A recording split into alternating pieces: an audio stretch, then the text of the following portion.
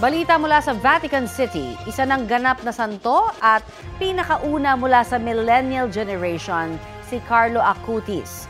Pinangunahan ni Pope Leo XIV ang canonization ng tinaguriang God's Influencer.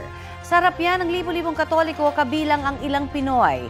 Isinilang si Acutis sa London at lumaki sa Italy kung saan ginamit niya ang kanyang computer skills para ipakalat ang pananampalataya Katoliko.